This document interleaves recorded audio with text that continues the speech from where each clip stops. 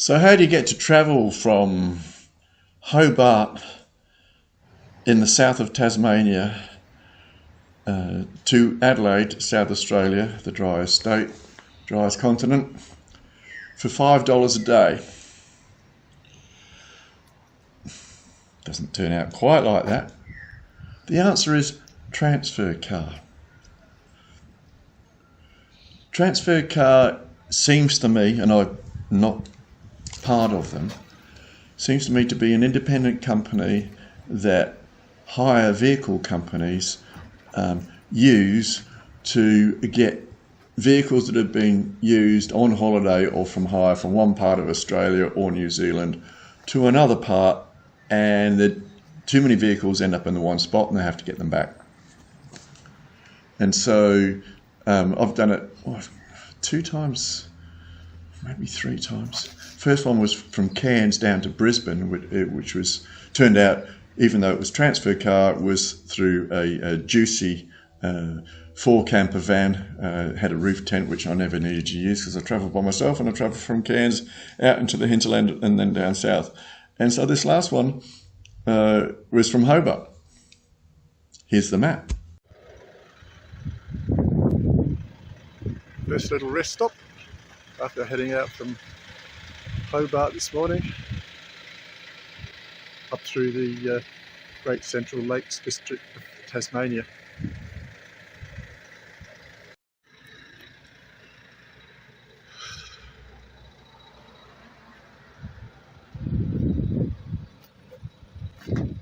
Last time I was here was, I'm going to say, 1987-88 with Julie.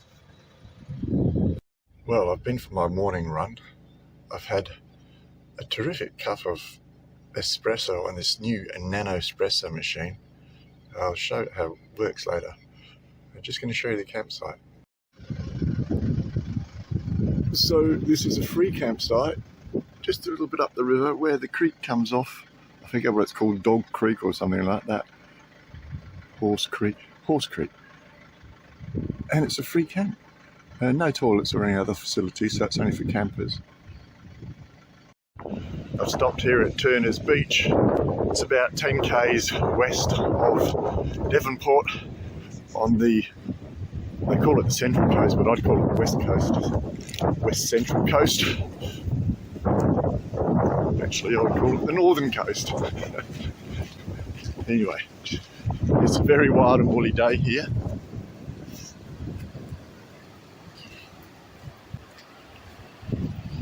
And this is Turner's Beach. I don't think we'll be going for a swim.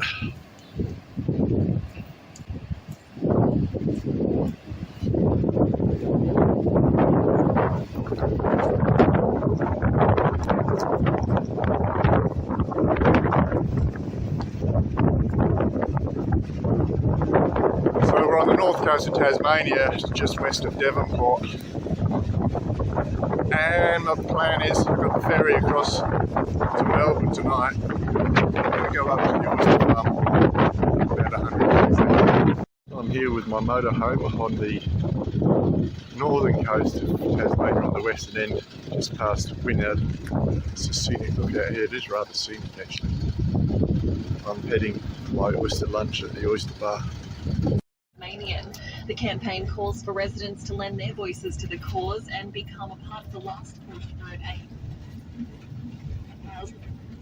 Just taking a scenic side route past that last scenic route, but it's out towards apparently a lighthouse out here somewhere.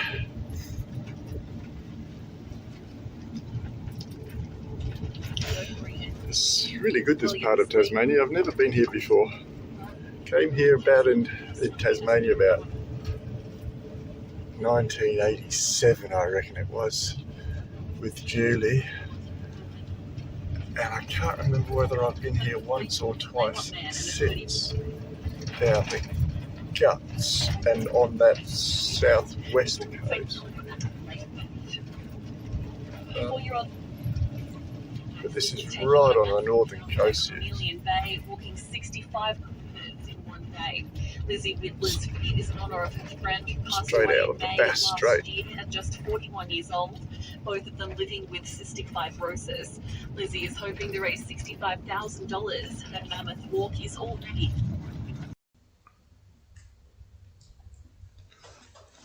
So I've come up through the centre from Hobart and arrived at Devenport a day early because I couldn't get on the ferry the day before, and decided I'd head out to Tarkine, beautiful pristine area on that northern coast on the western side of Tasmania, for beautiful oyster bar feast for the day, and then come back to catch the ferry.